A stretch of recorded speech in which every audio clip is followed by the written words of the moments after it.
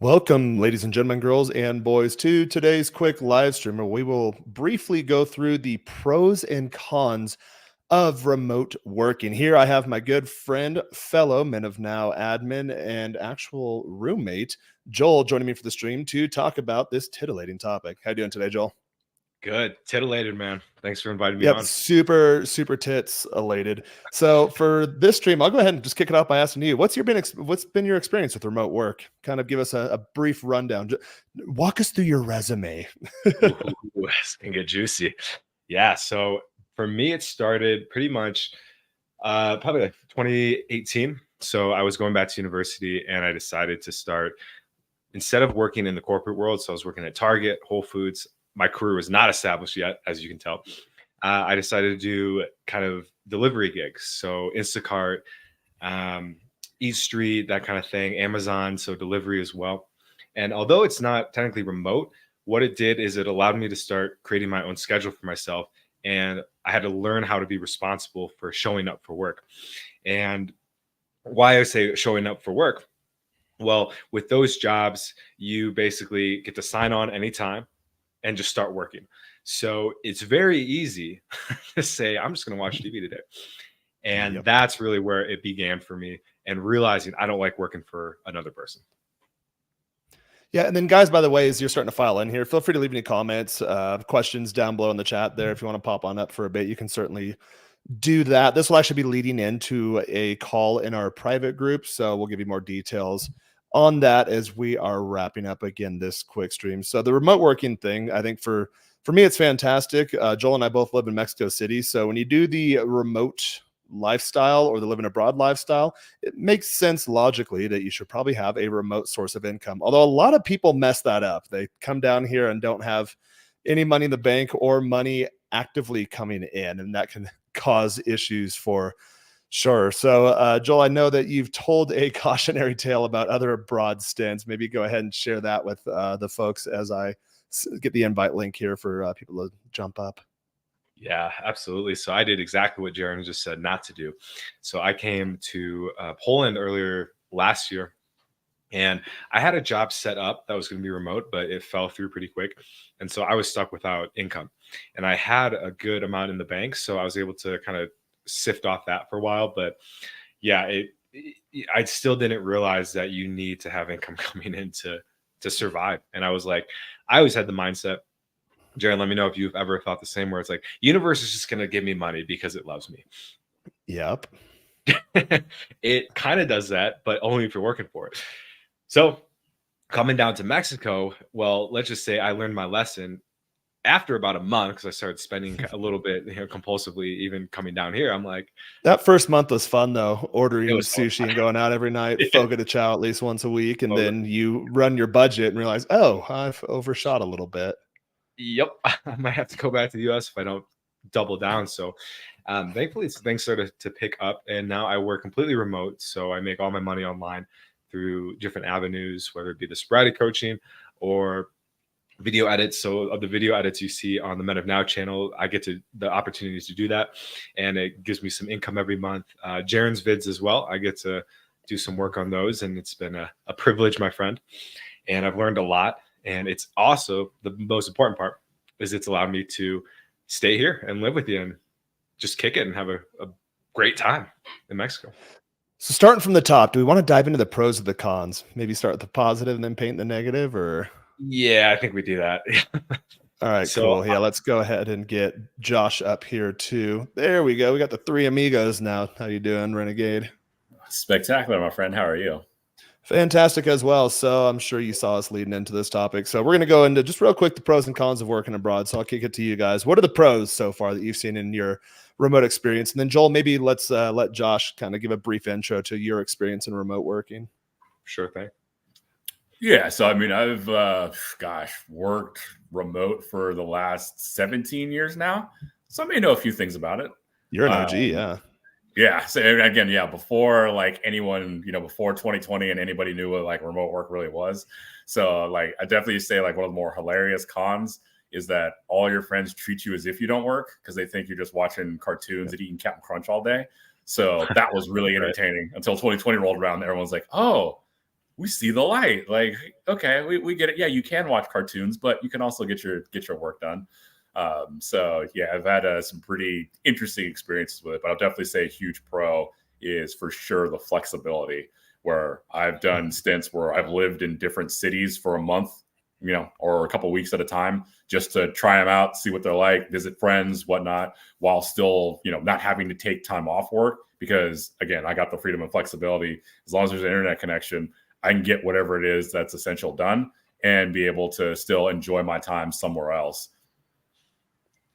Oh, that's Yeah, and awesome. that's leading a lot of digital nomads to go abroad or even relocate within their home countries. So I know down here where we live in Mexico City, there's a large abroad presence, or expat, digital nomad, backpacker, traveler, whatever term you want to use for that class of people presence. And I don't see that slowing down anytime soon, although some companies are starting to push back on it. Joshua and I have talked about that offline, about kind of how to overcome that, since I derive my income 100% remotely too. But I'm curious on how both of you guys structured your remote life. So personally, I was always a corporate guy, full-time job, W-2. There's a stint a couple of years ago where I was able to do a couple of contract 1099 freelancing type gigs.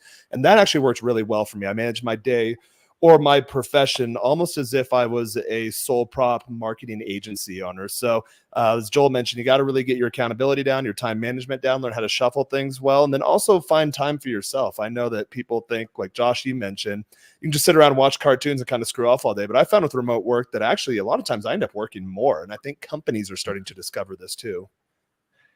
Yeah. Well, for me, I was growing up, I was a do chores last, play first kind of guy.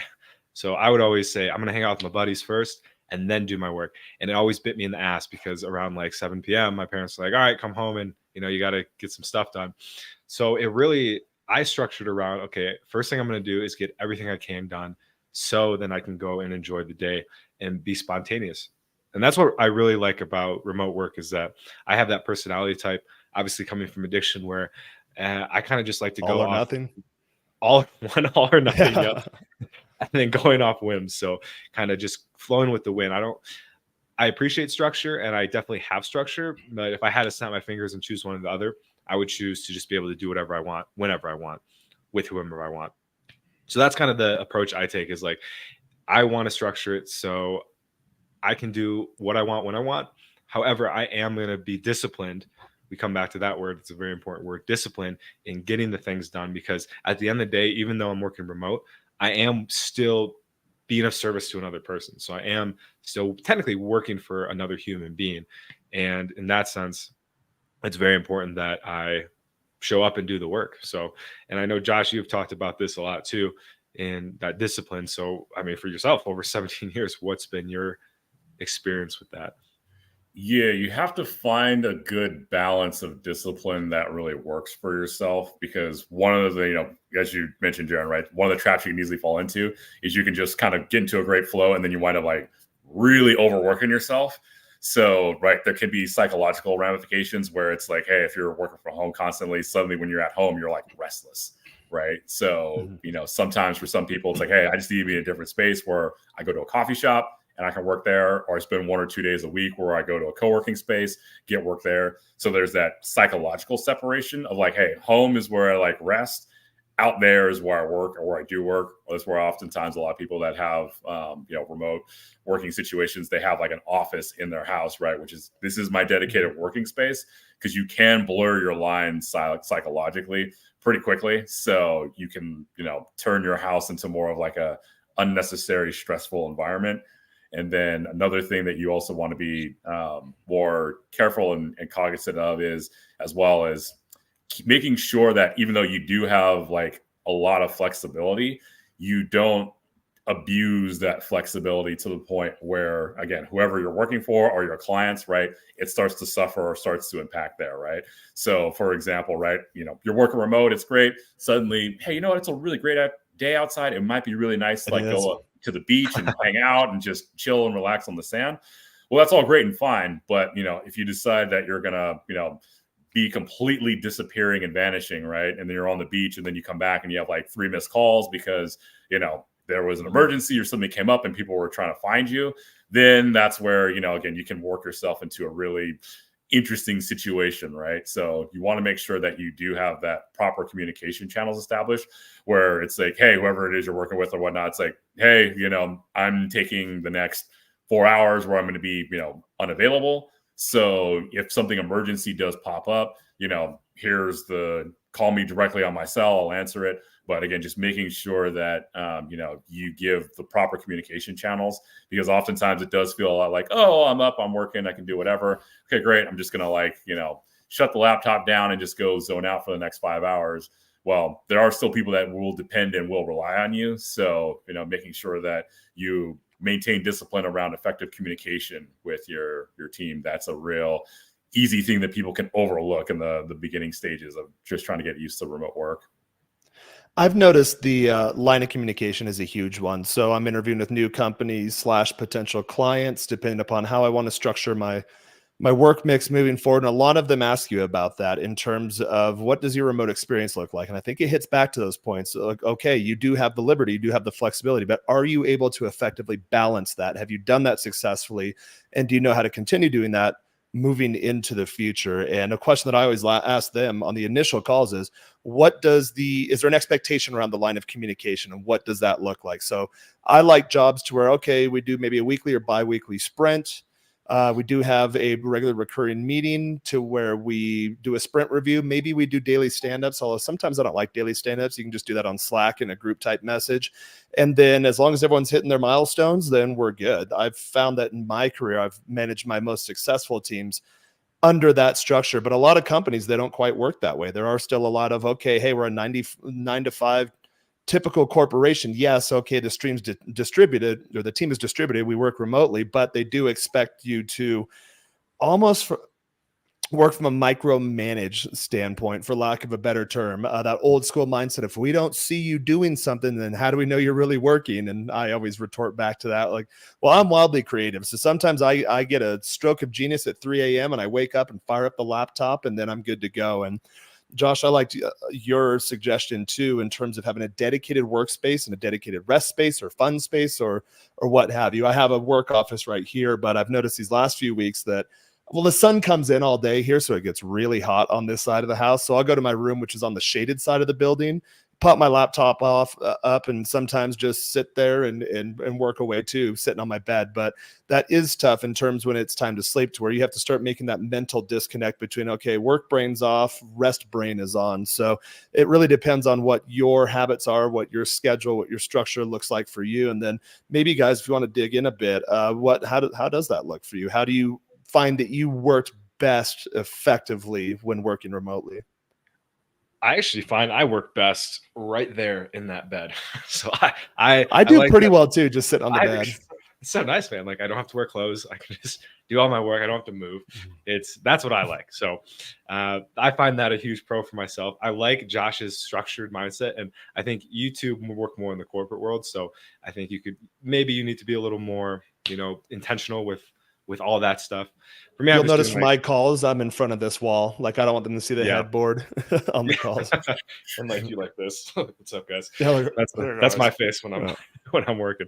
So that's a huge pro for me, is just getting to work whenever. And like, to your point, Josh, like, I always have my phone on me. Like, if I'm at the gym, I'm like responding to messages, talking to you guys in the group chat, or even today when I was walking to the gym, I updated the thumbnail for the on our Instagram page. So I really like that tip. I think that's a great tip, guys. Is if you're working remote, you got to have that structure around when you can put your phone down or when you have to be on call all the time. So you could look at that as a pro or con, that you have to be on call at all times, basically.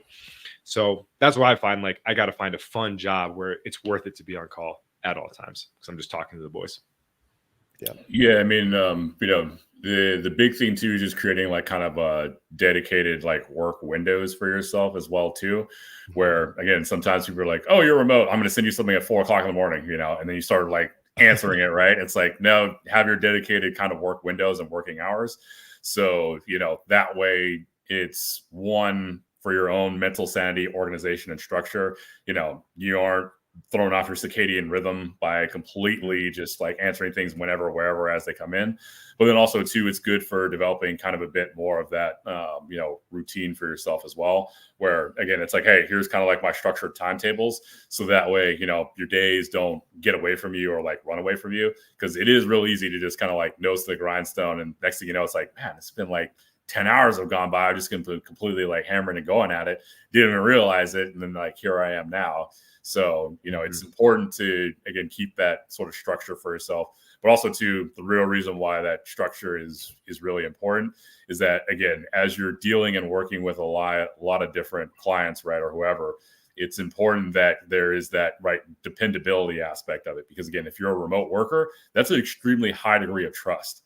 And all it takes is one incident for that trust to be completely violated. And the next thing you know, it's like, oh, sorry, like, we either got to like try to micromanage you to make sure you're doing what it is that you're saying that you're doing, or, we just are going to have to part our different ways. Because again, like, being able to say, hey, we trust that you're going to get this done in the time frame you say you're going to get it done, and we're not going to necessarily see you or be looking over your shoulder. There is a huge and very, very large degree of trust. So again, being able to show consistency, that's what really helps build and instill a lot of trust in, whoever it is you have to be working for, your clientele. So that's another, tip from having worked so long remotely, is that, you've got to build that consistency in there, just so that way, again, people that are working with you, right, they don't think that, this guy's just off at the bar at like, 2:00 in the morning, or, 3:00 in the afternoon, hitting up his local happy hour, which, hey, you very well may be, right? Could be, because there's a perk. You can enjoy that. But again, as they say, right, with great power comes great responsibility. So make sure you exercise that, power responsibly, because it is really easy to get lost in the sauce, for lack of a better term. It's a high degree of freedom. And so, not everyone can handle it. And I think it is tough if you're newer to the remote working type culture, which is oftentimes why people want to know what your experience looks like there. So I know that I've traveled quite a bit too, doing the remote working thing. I've hung out with other digital nomads, and I know guys that will go to the bar and they'll pull up on their laptop and they'll sip on double IPAs while they're working, or there'll be ambient lounge music in the background. Or I worked in El Salvador for a bit with an investor from a previous job, and we rented a place at the beach, brought the employees to the beach, worked under a little palapa, had the owner run a large Ethernet cable out there and put it into a wired in hub. And we worked from the beach in El Salvador. And for my buddy, that was effective. He really liked that. He's like, oh, hey, surf's up, go grab a board and then go rip a wave or two and then come back and sit down. Whereas for me, I've always been the type, more of the structured brain, to where I'm a traditional ADHD type guy, to where I used to think that I was good at multitasking, but really I'm kind of OCD too. So I track a lot of things. I realized that in terms of my productivity, I'm better if I don't do as much task switching. So Joel saw me today. I booked a bunch of calls back to back to back. So it's off one onto the other, but I'm in conversing mode. I'm in selling mode. I'm in whatever mode. Then maybe I go to the gym midday. I come and I'll block out of my calendar too, Josh, put like a hour, 3, 4, 5, whatever it is hours. That is deep focused work. And I found that when I get on board with new clients, or if I'm working a full-time job at the new company remotely, that the key is to set that expectation from the get-go. And often in the initial conversation phases and the negotiation phase, you will come to agreement on those terms. When I talk to any sort of corporate headhunters or recruiters, I ask them, what does that line of communication look like? What does the expectation look like? The other members on the team, who's going to be reporting to me? Who will I need to interact with? What's their expectation? Are there overlap hours? What does their communication cadence look like? So you iron all that out on the front end, so you don't have any of these surprises. Because again, if you put yourself in their shoes, it is tough in terms of, hey, we're giving you this money and we don't trust you yet. You're brand new. You're a face that we see connected an avatar online, or maybe if we get on a webcam, we'll see you. But a lot of companies don't do a lot of those impromptu type meetings anymore. It's all via Slack, and then not even really email anymore. I think email's kind of just to follow up or have an insight into more formal communication. For me, it's like bullet points. Hey, here's what we did this week. Here's what we're doing next week. Hey, here's a report, make sure whatever. But there's modern communication tools too. So it is really important to establish that line of communication and then what that expectation looks like. And then also make sure that you do it for yourself. Like you said, I've worked in periods of my career where the CEO calls me at 3 a.m. because I'm on the West Coast, he's on the East Coast, and and he had some harebrained idea, and hey, when did you get on it now? And then I used to take those calls, and I used to always wonder, okay, why am I overworked? Why are other guys able to come and go into the office as they please, take extended lunches, get invited on cool trips or conferences, but I'm just getting, the more I say yes, the more I'm getting bogged down with work. So it's about having, I think, those boundaries and those expectations clearly set on both sides. So for both of you guys, I'll pose the question, and going back to the guys. Joel, I know you like to go out and work sometimes too. Usually I like to just be in the house, like, okay, I'm in work mode, I'm going to get everything done, and then I'm going to close my laptop and then disconnect and go analog. What's been you guys' experience with that, and how have you managed that balance? Oof. Yeah, great question, Jaren. I think a lot of it depends for me on like what my social circle and network is looking like at that moment.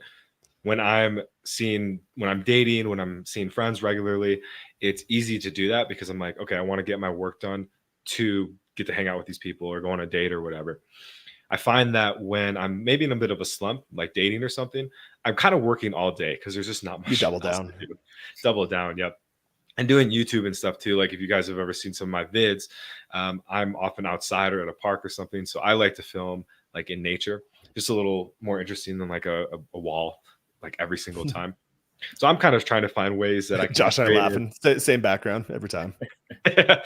Josh's amazing house. I see you have a roommate too, because I was on a stream recently and someone had the exact same house as you. So The same must architect, have- right? Same architect. Okay. Yep. Yeah. Nice. These So cookie cutter Totally houses they build in background. SoCal. Right. yeah.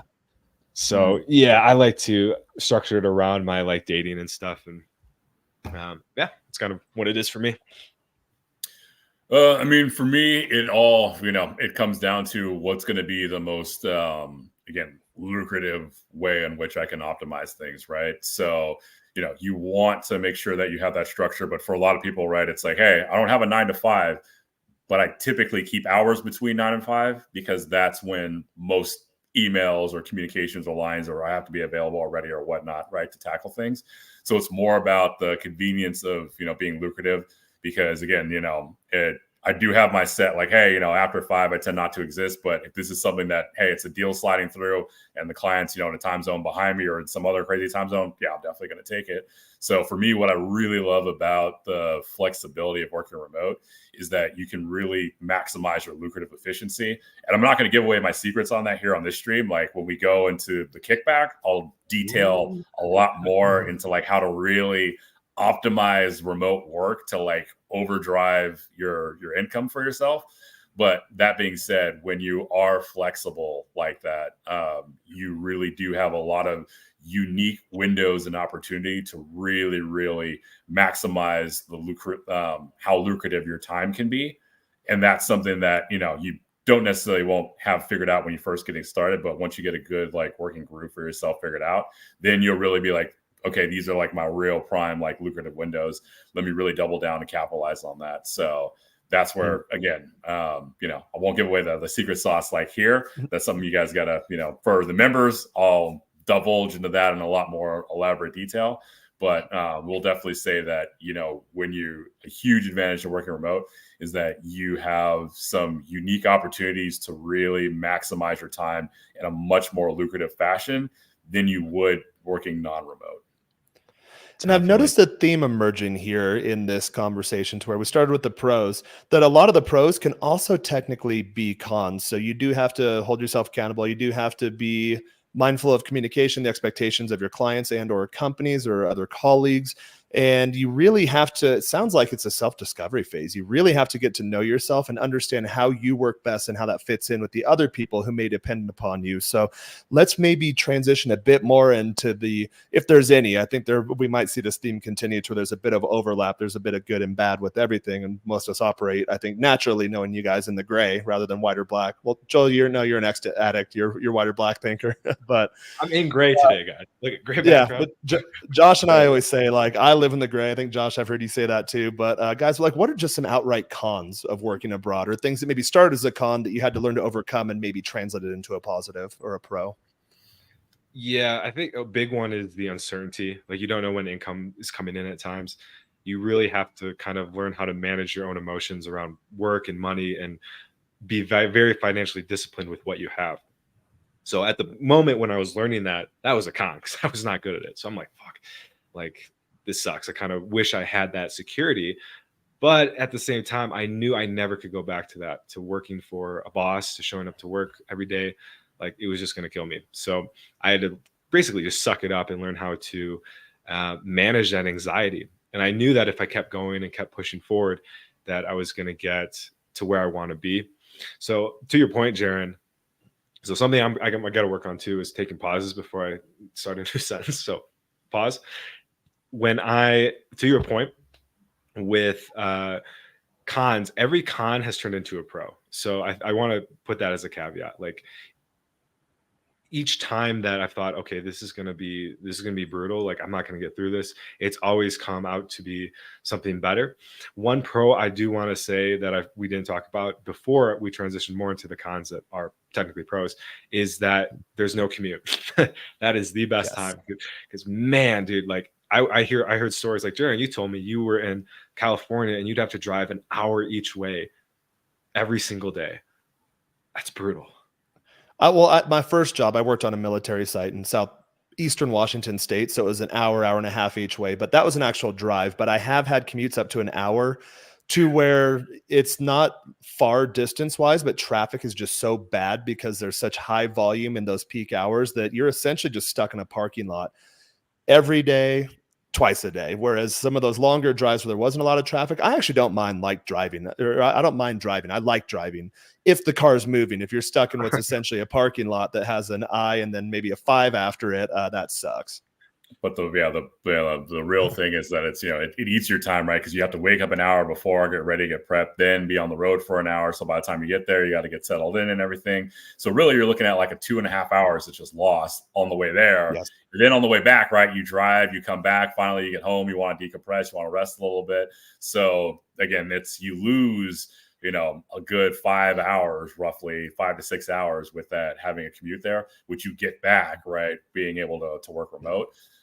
Definitely will say though, and I think it's going more to your point too, Joel, it's, I think, important to differentiate where working remote, there's two routes you can go, right? There's working remote like as an entrepreneur, and then there's working remote like as an employee, right? Because as an employee working remote, it's great because you got, hey, consistent income is coming in. I'm doing my regular job and my routine. Life is good. I got my regular cadences and whatnot. So some of those pressures, in the work, like the remote working space, you won't necessarily feel because you've got all of that locked in by the nature of the job. Now, that being said, right, you still have a boss, this is someone you have to answer to, versus being an entrepreneur. Then it's like, okay, that's where those pros and cons sort of, get amplified, right, or magnified, and the voices in your head suddenly start talking a lot louder when it's just you by yourself. But, I would definitely say a massive con of working from home is going to be that, person right next to you sort of interaction. So like when, again, you're in a more working environment, right, like around an office or something like that, you get a lot more of that personal day-to-day, just like, hey, I have an immediate question. Hey, Terry's right there. Let me go ask him, right? Yep. So you get a lot of that done. So sometimes, the communication delay can be very prevalent, especially with things that are very time sensitive. So that's where working remote can definitely be something that can be a very big con of it, is that you get that time delay built in there, especially when you got like a deadline or something that, again, is very, very time sensitive. So that communication really, really becomes very critical and very, very important. And nothing is worse than when you've got like, something going live, right? Or you've got a deadline that's rapidly approaching and you can't get a hold of anybody because they're either tied up on other meetings or other stuff, and you physically aren't there to be able to go and say, hey, can you help me out with this, right, really quick. So that is definitely, I would say, like one of the bigger drawbacks of working remote. I remember when I started getting my commute back, how liberating that feeling was. Although I do enjoy driving. So this comment right here, great stream, cabin fever is a real thing. That is true. Where I live now, I don't even have a car anymore. I am an American. I come from car culture. I do enjoy driving. I'd prefer not to do it for a commute, but there were times where I'd actually look forward to that. And what I'm getting into, which I think could be a con in a lot of cases, is with that commute, you had a clear start time and stop time. You had a clear, okay, I'm out of bed at this time. Here's my morning sequence. I'm getting ready. I'm in the car by this time. I'll arrive to the office by this time. I check in and say hi to my coworkers, and everything's a lot more structured. And I think as an effect of a lot of the workforce going 100% remote, or at least a hybrid type model, is people work from all over the world. So you have asynchronous communication across multiple time zones. So for me, I've noticed that as much as I like to say, okay, at this time I'm doing this, at that time I'm doing that, getting the 4 to 5 hours, whatever it is, back from your commute. Okay, well, now I can go to the gym in the middle of the day. I take singing classes twice a week. I do live streams whenever I can. So I do get that time back for myself. But I've noticed that sometimes there's a bit of a gray area in terms of when that start time and stop time is. Like, okay, hey, it's 5 p.m. on whatever time zone I'm working on. So maybe it's 7 or 8 p.m. for me if I'm ahead, or if I'm traveling, that might be a bit off. But there's people that work in India and Pakistan and London and Tokyo that are also on my team. So how do you balance all these different schedules across all the different time zones? And if you don't do it carefully, you can find very quickly that you're actually working a lot more hours wise. It can even exceed that time you got back, in the sense that, okay, you're never truly offline. Josh, you can go ahead and touch on that, because you've done a lot of international business. Yes, indeed. Where, you're dealing with people in like 9-hour difference in time. So you're just like, oh, okay, great. Yes, I will take this call at 5 a.m. because, by the time I'm waking up, they're all clocking out. And so it's going to be, much too late. So sometimes depending on where you're at, right, you do have to adjust your hours. And really what it kind of comes down to is, again, it really comes down to how disciplined you are and how well you can manage your time. Because if you're really bad at time management, working remote is definitely not going to be for you, because, again, things are going to slip through the cracks. And you also are going to find yourself in a situation where, things continuously pile up. So now you're like constantly having to play a lot more catch up. So that's the other thing where, again, which is just kind of a pro, but also like really kind of like a con of working remote, is that, if it all like blows up and goes south, really you have no one to blame but you, right? It's like, hey, I can't blame this was held up by somebody else or blah, blah, blah. It's like, hey, I did not manage my time effectively. And so, for a lot of people, you really have to ask the question of like, because I know a lot of people, they tried working remote, especially in 2020. It just drove them crazy because they just didn't like it. And it depends on your working environment, right? Because sometimes, right, if you've, got kids at home and whatnot, and like they're running around, like screaming and, drawing all of the walls and everything like that, it's like, hey, being able to go to the office to actually get done, like get work productive, it's nice to get a little bit of a break from that, so that you can come back and be like, okay, now I'm in this mode, I can handle it. So, it really does. And that's what I kind of talked about earlier, is just, making sure you keep those psychological barriers and psychological lines like really firm, because you can really blur those lines real easy and real quickly when you're working remote. Like not wearing pants on group calls. I hear people talk about that, Joel. You'll see me. So I have a rule. If I'm doing like an all hands meeting or a sales marketing update or whatever, I'll actually still dress up for my calls, because that does do something to me psychologically. That's something I've noticed I miss from the office, to where, okay, I have my work clothes planned out for the week, and I wake up and I shower and I do my hygiene. I get in the car, and then like there's that slow transition period mentally into, okay, I'm physically leaving the house, commuting, and that's allowing me to get into the mental mindset of I am in work mode now. I'm wearing, whatever, maybe business casual. I've worked in fintech where you wear suit and ties on certain occasions. Sometimes if it's a traditional finance company, suit and tie every day. If you're client facing, what have you. But I know sometimes like, oh, well, I'm just doing admin stuff today, I can just lay in bed with my shirt off and boxers. But I know for me mentally, I still need to, as you mentioned, Josh, create that delineation between work mode and personal mode in my own mind. Yeah, because what winds up happening is that when you don't do that, they start to bleed into each other. So like in your personal life, right, you start answering calls or like, trying to do stuff. But the inverse is also true, which a lot of people don't necessarily talk about, where you bring more of that lackadaisical, casual, personal side of yourself into your professional working environment. So that is a really huge con to be wary of, is that if you don't keep those things straight, suddenly you're going to find that, your clients or your employers or whatever, they start getting like real pissed off at you because like, they hired you to be a professional, right, to do a job, and your lines are blurred. So now you're bleeding over your more personal side into your professional working environment. And for some places that can kind of work and be okay. But, it can definitely have an impact on how people perceive you, as well as, degrade your working relationships. So you've got to make sure that, you kind of keep those things very, very distinct and kind of very, very separate. Because a lot of times people that, again, work remote, don't get taken as serious, just because they, again, have more of that continuous blending between the two. So a lot of the personal side bleeds into the professional side. And, everybody, they want a professional, right? Hey, you're a hitman, you come up, here's your job, here's what you do. Great, go for it. We're going to let you loose. We have our trust, faith, and confidence in you. But if you start bleeding into that with more of your, more casual personality, then that can definitely be a bit of a hindrance.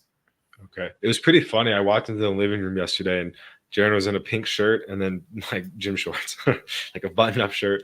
I was like, yeah, flip-flops. Yep. Yeah. I do want to make a point here, and Josh, something you were saying. We have another guest that's going to hop on here in a sec, but about the time management. And I see a lot of people like through recovery that try to get into like business and stuff, and they just can't do it. So I've spent a lot of time in like work addiction groups. And so that's what stood out to me when you said that, like that kind of not knowing when to turn off work and then go back into like regular life. So that is a huge thing. And I spent a few years in that group in the recovery space. And it really helped me just see that like, yeah, like work's great and it's awesome and can be really rewarding, but don't let it consume you, because people come in to those groups that are like 50, 60, 70 years old, and they just have no idea who they are because they spent so much of their life just chasing work. Yeah, or you can. I've fallen into that in my career too. Yeah. In fact, I've got that ADHD brain to like, okay, I need to do more. And then kind of some of that anxiety too. Can lead to that, but I've definitely fallen into that too. And that's why I posed a couple of questions in terms of like, okay, well, how do you balance your time? Or I'll bring our next member up. Looks like remote working bro on vacation, which is funny because when I first started working remote, a lot of guys I know do exactly that. They'll literally sit there with the beach behind them. Joel, there's a guy in town this last weekend. We went out every night this week, and I showed up to his place, I think Fridays when he got in, and he was sitting there just, drinking, having a little green stuff. But he was on calls back and forth and clicking stuff out and still trying to shut down while, like Josh said, you blur those two parts of your life. For me, I like to delineate, like I'm in social mode now. I'm in live stream mode. I'm in work mode. I'm on sales call mode. I'm in admin mode, answer email mode. And I try not to blur those. So how's remote working going for you? Spring break up there in Philly? Oh, dude, it's absolutely fantastic. Actually, I'm in your neck of the woods. I'm down in Cancun right now, and I'm having a great time. Dude, my Forex business is going nuts. My crypto business is going nuts. I'm just killing it. And, dude, all I do is just sit around, drink White Claws, and just make money. I make this magic internet money, and it's amazing, man. Remote working is the way to go. Exactly. We just you started out drop shipping, and look at you now. Yeah, I know, man. That drop shipping, that was something. But at least I made my first couple million there, and then I just moved on to bigger, better things. I've always been envious of guys like that. I've never been able to do that. And it's funny, you do meet those guys every now and then. Or have you guys met these people even in the traditional workforce, to where you'll see them, you see the lifestyle, and you're like, how do you do that? Because I always see you kind of screwing off. Is like, do you just get paid to not do anything, or how is that? How do you find those gigs? Dude, that is so interesting. Because that's kind of how I live my life. Like, it's remote work, and then I have multiple businesses as well. And what I do is I just kind of like compartmentalize what I'm doing. So I'm making sure I'm giving the full time to the company. I'm giving the full time to the people that are working for me. And I just kind of break things up in segments. Sometimes for me, a 30-minute break during the day of like regular work is me just doing the regular work with my own businesses and talking to my employees, just to kind of like give that little, the same way that you would with a traditional office environment, where you would go walk to somebody else's cubicle and then chit chat for a little bit. It's the same type of thing. It's just how you segment it. And I really think that organization is key. I think Josh may have been saying something about it a little bit before, or maybe it was you, Jaren, like making sure that, all right, now I have all this time, but I still have to put in the same amount of effort. And so it's all about balancing that and making sure that you're not goofing off. You're actually getting done the different things that you need to do. So I have here, what is magic internet money? In my world, if you don't work, you don't eat. Yeah, I think that's kind of tongue in cheek. But I do come across those people. They come through town. Hey, I'm in Mexico City for a week. Let's meet up. And it seems like they're always out doing something. I was like, when are you actually working? Because it seems to me, again, I have the opposite problem to where I have to mentally be like, you know what? Now it's time to go out and socialize. Now it's time to go for a walk. Now it's time to go to the gym. And still, like Joel, that phone's on you and you get so many notifications. And a lot of times you see them come through. You're like, okay, I need some me time. For me, a lot of times later at night, I'll go in my room, I'll close the door, lock myself in there, and play guitar for an hour. And that's just me mentally disconnecting. Otherwise, I won't sleep because I've got a brain that if you leave it on, it'll just keep going. Yeah, there's just again to show you the power of possibility there. I know a couple of people that have pretty much every aspect of their life is sponsored. And like we're talking like actual professional like companies are sponsoring them to go out and be like representative of like lifestyle. So there are some I'm trying to do that now. How do I blur those lines to make money? Positions in there where again it's like, oh, they want to fly somewhere. Yeah, the airline's got it covered. Oh, they want to be in a hotel. Oh, the hotel's it's already got them covered. So there's very interesting and unique positions out there, very few and far between. And there's a certain degree of like networking and personal relationships you really have to develop in order to curate that for yourself.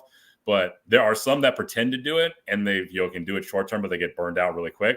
But there's some that if you really master it, which I'm actually kind of envious of sometimes, I'm like, you've really mastered this. You cracked it. I am too. So, I can't even go to the coffee shop. Hear the behind you, sirens going by, and it just pulls me out of the zone. Here, I've got one more question, then we will kick this into our private group, guys. So since the lines have been blurred, I do feel like I've had to either work more or just be available for longer hours.